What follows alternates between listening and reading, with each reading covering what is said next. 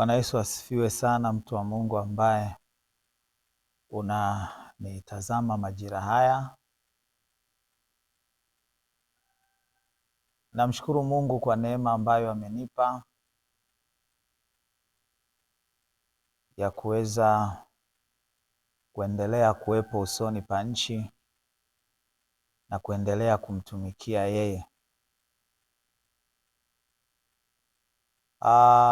Namshukuru Mungu, nilikuwa kwenye maombi ya kufunga na kuomba kwa siku 7 bila kula kwa ajili ya kutafuta uso wa Mungu, kupata maelekezo zaidi kutoka kwa Mungu. Maana hii kazi sio yetu, bali hii kazi ni ya Mungu. Kwa hiyo yeye ndiye anayetuongoza na kuturatibu. Watumishi wengi tunakuwa na huduma zilizodumaa ama zisizokuwa na nguvu ya Mungu kwa sababu hatutaki kuelekezwa na Mungu. Kwa tafsiri nyingine, tunatumika tukijua kwamba tunamtumikia Mungu, lakini kumbe tunatumika nje ya mapenzi ya Mungu. Kwa hiyo tunakuwa tuko nje ya mapenzi ya Mungu. Kwa hiyo ndio maana unakuta wengi huduma zetu zinakuwa ni ngumu sana. Tuna struggle sana kwa sababu hatutumiki kwenye mapenzi ya Mungu. Katika kitabu cha Kutoka 33 mstari wa 13, Biblia anasema, Musa anamwambia Mungu, basi sasa nakuomba, ikiwa nimepata neema mbele zako, unionyeshe njia zako. Unionyeshe nini? Njia zako. Kama nimepata kibali cha kuitwa mtumishi wa Mungu, mchungaji, nabii, mtume, mwalimu, kama nimepata kibali, basi nakusihi unionyeshe njia zako, ili nikujue. Yaani ili sasa niweze kuyafanya yaliyo mapenzi yako. Sasa huyu ni Musa, ameitwa na Mungu. Hapa ni wakati ambapo ilifikia hatua wana wa Israeli, Mungu amesema anataka waangamize wote kwa sababu ni watu wenye shingo ngumu. Akawaambia, nitawapa malaika aende na nyinyi, mimi sitaenda na ninyi. Ndio katika maombi ya Musa akamlingana Mungu sana. Akaambia, usipoenda nasi usitutoe mahali tulipo. Mungu akaambia, umepata kibali, uso wangu utakwenda nanyi, nanyi mtapata raha. Leo makanisa mengi, huduma nyingi hazina raha, kwa sababu watu wa sasa hivi wanaenda kwa theolojia. Sio mbaya kusoma, lakini watu wanaenda kwa elimu za kidunia, wanaenda kwa ubunifu wa mambo ya kidunia. Ndio maana unakuta huduma nyingi zinakuwa ni vichekesho. Kwa hiyo katika maombi ya siku 7, nilikuwa ombi langu kuu ni kutafuta njia iliyonyooka kutoka kwa Mungu. Kwa hiyo nilijifungia mahali, sikuwa na simu wala nini, sikuwa na mawasiliano aina yoyote. Watu walipata shida sana kunitafuta kwa wiki hiyo nzima. Nilikuwa na Biblia yangu na notebook yangu, nikiandika kile ambacho Mungu alikuwa akisema nami kwa siku zote 7. Siku ambazo hata pangetokea msiba wa mama yangu ama wa mtoto wangu ama wa mke wangu, nisingetoka.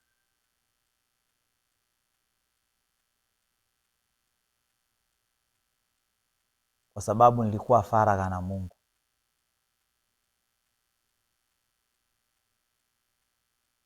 Unaweza ukaona ni siku chache ama unaweza ukaona ni siku nyingi, lakini ni siku ambazo zimeleta ufunuo mpya na dira mpya katika huduma yangu kama mtumishi wa Mungu aliye hai.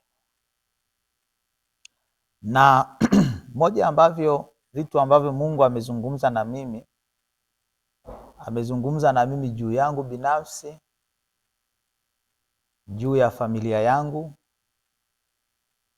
juu yangu binafsi. Licha ya kwamba mimi ni mchungaji, lakini kuna mambo yangu binafsi Mungu amezungumza na mimi. Akazungumza juu ya familia yangu, lakini akazungumza pia juu ya huduma yangu. Najua mara nyingine unaweza ukafikiri kwamba huduma ndio imekubeba wewe, ukajisahau kwamba wewe ni mwanadamu, una mambo yako na una madhaifu yako pia. Ukawa na hali ya kiburi cha uzima, ukajisahau kwamba na wewe unang'ang'ania kwenda mbinguni kama mtumishi wa Mungu. Lakini wewe ni wewe. Kwa hiyo Mungu akasema na mimi pia kwa ajili ya kanisa, kwa ajili ya watumishi mbalimbali. Mungu akanipa tahadhari mbalimbali. Lakini leo kwa kifupi nataka nizungumze juu ya jambo moja linalohusiana na kanisa. Na hii italenga zaidi kwa nyinyi ambao ni watumishi wa Mungu, wachungaji, wainjilisti, manabii au viongozi wa idara za kanisa na hata waumini pia itaweza kukusaidia. Kwa hiyo naomba unisikize kwa dakika chache ili tuweze kushare ujumbe huu. Katika jina la Baba na la Mwana na Roho Mtakatifu. Amen. Moja ya vitu ambavyo Mungu alinifunulia ambavyo vinasababisha makanisa mengi ama huduma nyingi zinakuwa ni huduma ambazo zimedumaa ama hazikui ama haziendelei. Moja ni roho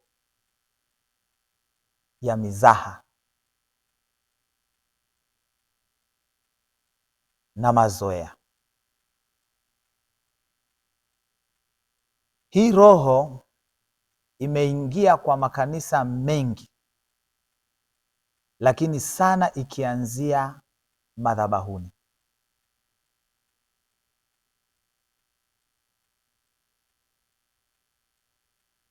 Nikapelekwa kwenye kitabu kile cha Yeremia, nikapewa ufunuo fulani juu ya kanisa lenye ardhi yenye chumvi.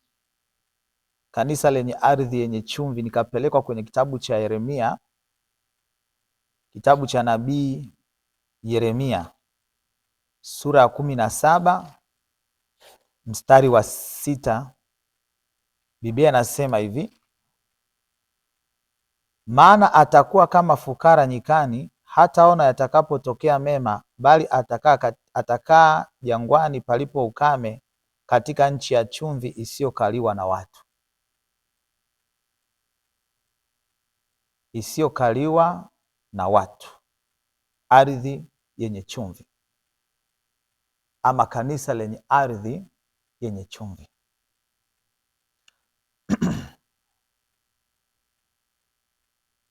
Kanisa la Mungu, watumishi wengi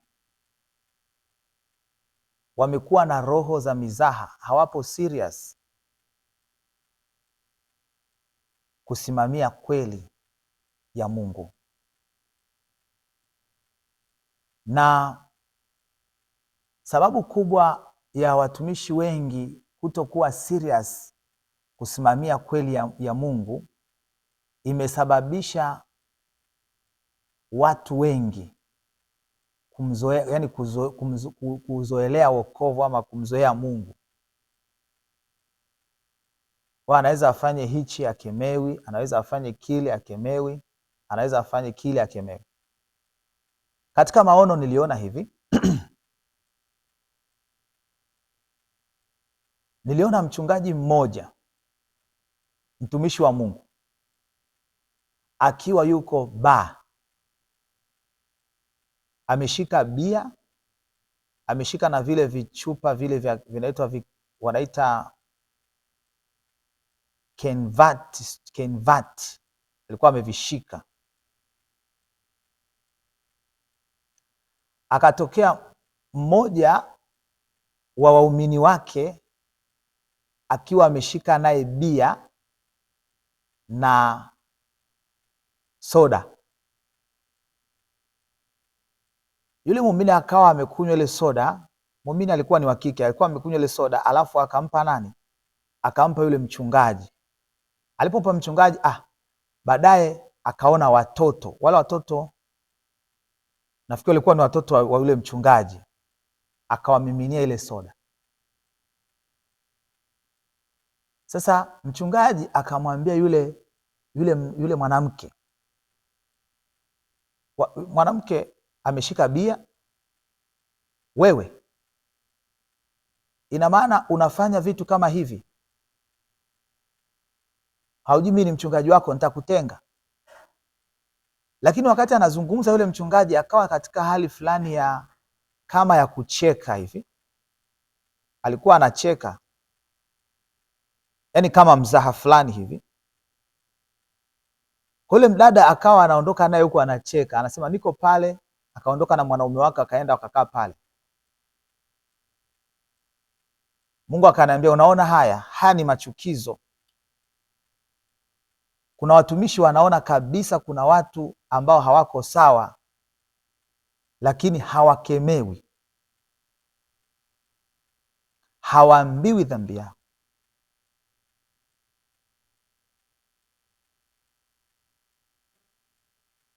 Kwa maana hiyo ni kwamba tayari usiriasi haupo. Hauwezi kusema kwamba unamkemea mtoto huku unacheka.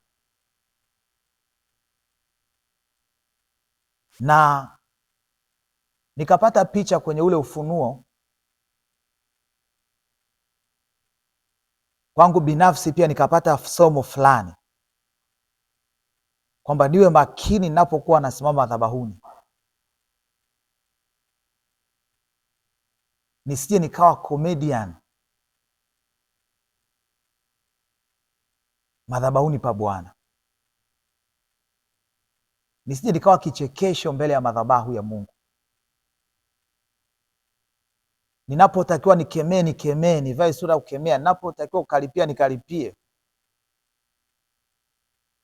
pasipo faraja ya aina yoyote ile, pasipo kuogopa kwamba huyu mtu atabaki ama ataondoka. Maana wengi wanaogopa kwamba watakapoambia watu ukweli wataondoka. Sasa Mungu anachukia na watumishi wa aina hii, wasiowaambia watu ukweli na ambao wana mizaha. Mungu hapendi.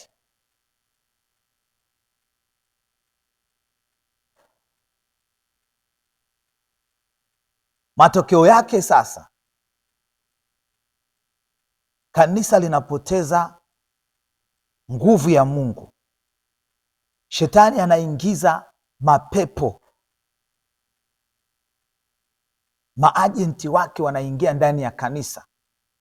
Sasa zinazaliwa roho za uzinzi, usengenyaji, kiburi cha uzima. Na kitu kimoja ambacho Mungu alikuwa ameonyesha kwamba kimeathiri kanisa la Mungu la kizazi hiki, sio roho ya uzinzi inayoua kanisa la Mungu leo. Maana uzinzi, Biblia anasema azinie na mwanamke ana akili kabisa, anafanya jambo litakaloangamiza nafsi yake. Kwa hiyo inakuwa ni yeye na Mungu. Lakini kitu ambacho kinaua kanisa la Mungu leo, kama ukijui, ni roho za masengenyo na wivu. Hapa ndipo mahali ambapo niliona mambo ya ajabu. Niliona waombaji ambao nilikuwa naamini kwamba ni waombaji,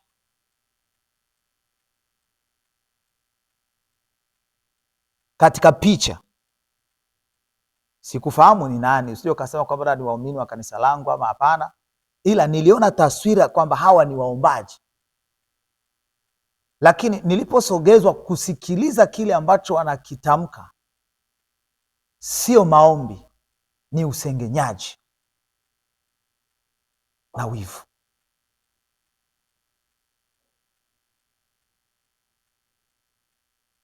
Mungu akaniambia, watumishi wangu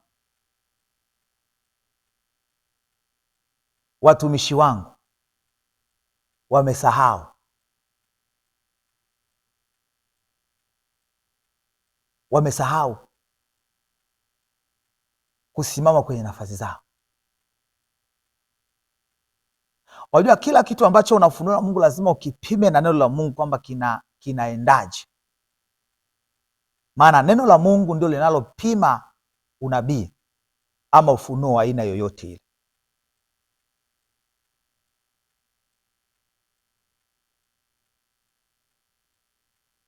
Leo tuna kanisa ambalo liko kwenye ardhi yenye chumvi, kwa sababu tayari kwa roho za mizaha ambazo tumeziruhusu ndani ya kanisa, shetani amepandikiza mapepo, maagenti. Biblia anasema kwenye kitabu kile cha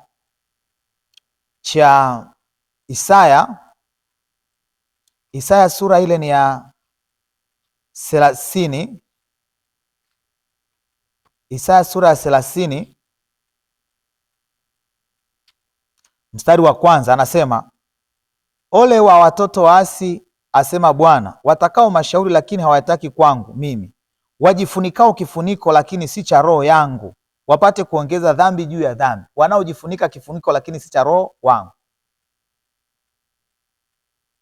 Kanisa limefunikwa na kifuniko cha roho ya usengenyaji, ama kifuniko cha roho ya mazoea, ama kifuniko cha roho ya wivu.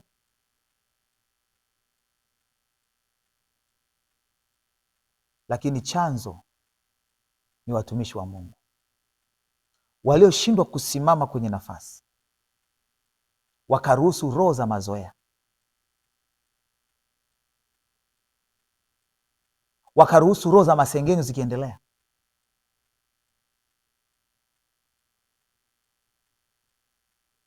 Nikajifunza kitu kwamba hapa lazima kupambana na hii roho, lazima kufuatilia kitu kimoja baada ya kingine, pasipo kupuuzia jambo.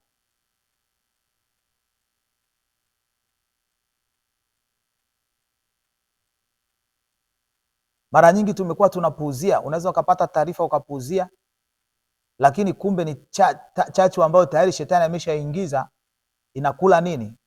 Huduma. Turudi kwenye pointi ya msingi pale.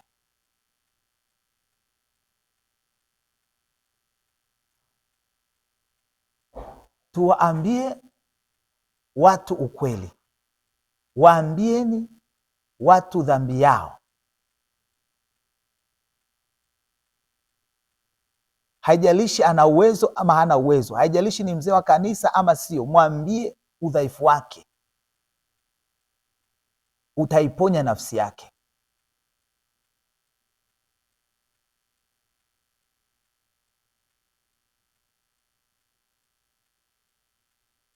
La sivyo, kwa kuwapetipeti watu, tutafikiri kwamba una watu wengi kwa kanisa, lakini kumbe una machawa wengi.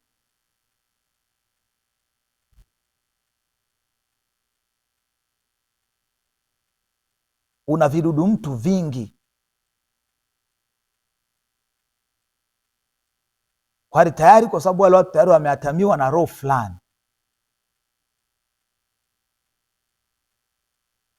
Unapomwambia mtu juu ya dhambi yake, unapomwambia mtu juu ya makosa yake, hiyo damu haitadaiwa kwako, ni juu yake aamue kutengeneza au kuendelea nayo, lakini wewe yapaswa umwambie. Ukimwambia acha, asipoacha hautadaiwa hiyo damu, lakini sio unamficha ficha au unamwambia kwa mizaha au kweli unaujua unamzunguka. Mnyokee, maana neno la Mungu ni upanga. Wewe mtumishi wa Mungu, nani, sehemu inayofuata nitakuonyesha, nitakuambia ufunuo niliopata juu ya familia nyingi za watumishi, namna ambavyo wake watumishi wanapigwa na watoto wanapigwa, namna ambavyo vizazi vya watumishi wa Mungu vingi vinaweza vikaingia jehanamu. Nitakwambia chanzo chake ni nini, shida iko wapi, nitakwambia. Lakini leo nataka nizungumze juu ya roho za mizaha. Kanisa ni mahali ambapo watu wanatakiwa wamwabudu Mungu katika roho na kweli, sio pango la wanyang'anyi, sio eneo ambalo watu wanatakiwa, yaani katika kanisa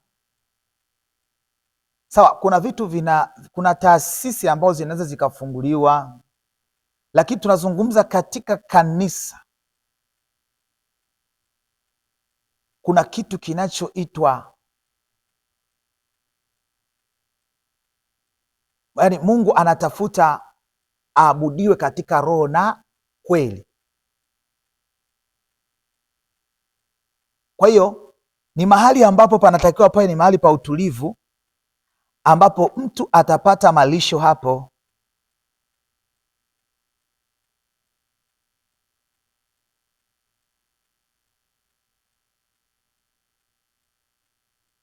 Sisi tunaona watu wa Mungu,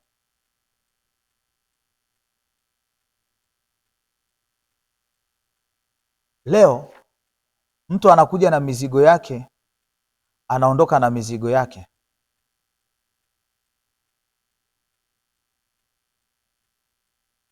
Kwa nini? Kwa sababu mizaha imekuwa mingi ndani ya kanisa.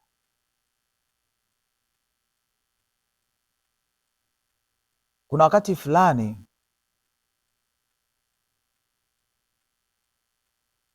nilikuwa nazungumza na vijana, nikawaambia kwamba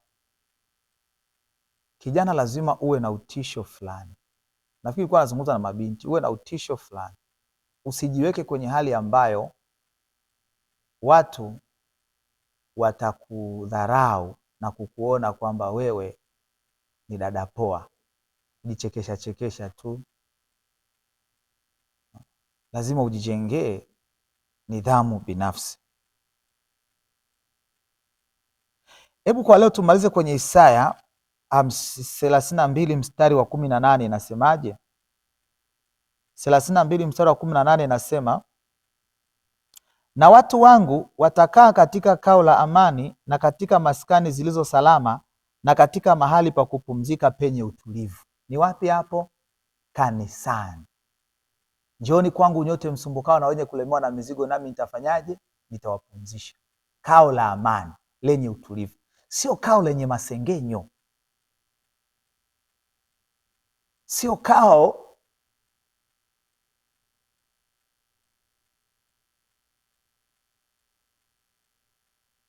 lenye mizaha mingi.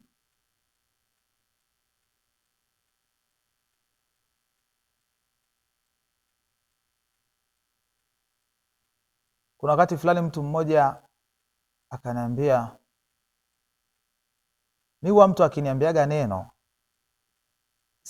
silitupi, nalichukulia hatua. Akaniambia, mbona kama hauko serious, una mizaha? Akaniambia, mimi sina mzaha, niko serious na kazi ya Mungu. Na ni kweli, nikijiangalia niko serious.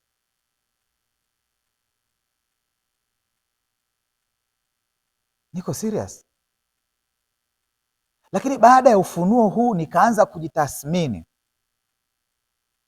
nikakuta hapana, kuna maeneo tu nina mzaha, kwa lazima niishi kwa password.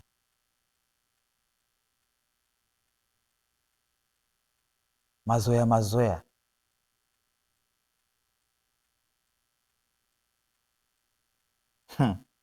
Watu wangu watakaa katika kao la amani, mahali pa kupumzikia. Kanisani ni mahali pa kupumzikia, mtu wa Mungu. Kanisani sio mahali pa kutafunana. Paulo aliwaambia, angalieni msije mkamalizana. Naona Baadaye sasa nikasema kwa nini inakuwa hivi? Ndipo nikapata ufunuo huu pia, unasema kwamba asema watumishi wengi, kipaumbele cha watumishi wengi ni kuwa na kanisa lenye watu wengi, sio kuwapeleka watu mbinguni. Na ndiyo maana makanisa mengi yamekuwa na watu wengi wenye mizaha, wasaliti na maajenti mengi kanisani. Kwa nini? Kwa sababu watumishi wengi kizazi hichi kweli wanatamani kuwa na waumini wengi, kwa hiyo watakusanya kila wanayekusanya. Hawezi kukemea dhambi. Na kitu kimoja ambacho Mungu nimekumbuka kitu ambacho kabla ufunuo kuanza nilikuwa ninajua, na picha inasema wokovu, wokovu, wokovu. Hii nafikiri nitaeleza kwenye, haitaingia hapa. Wokovu, wokovu, wokovu. Wafundisheni watu kwa nini wameokoka.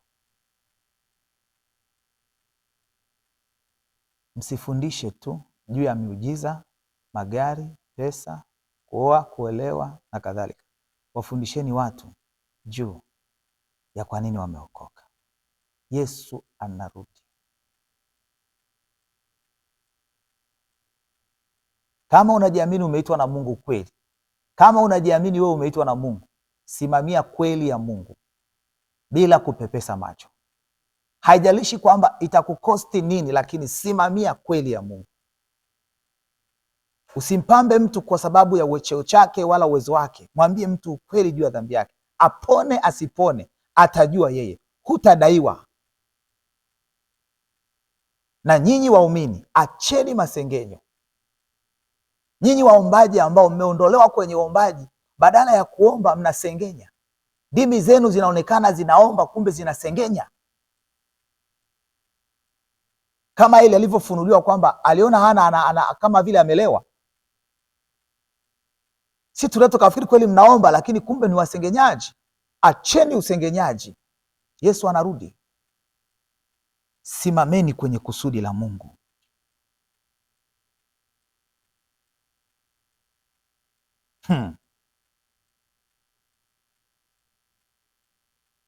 Kanisa lenye ardhi yenye chumvi. Acha kwa leo niishie hapa, lakini pointi kubwa, Mungu azoeleki.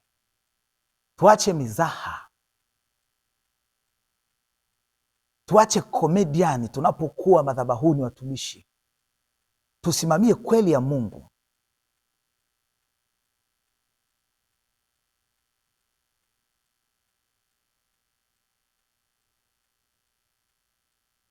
Na Mungu wa mbinguni atatubariki. Mungu akubariki. Utafuatilia sehemu inayofuata. Naweza nikazungumza juu ya namna ambavyo watoto wengi watumishi wa Mungu hawataurithi uzima wa milele, ama hata wengine watakufa kwa sababu ambazo zipo wazi. Mungu akubariki, nikutakie kila la heri.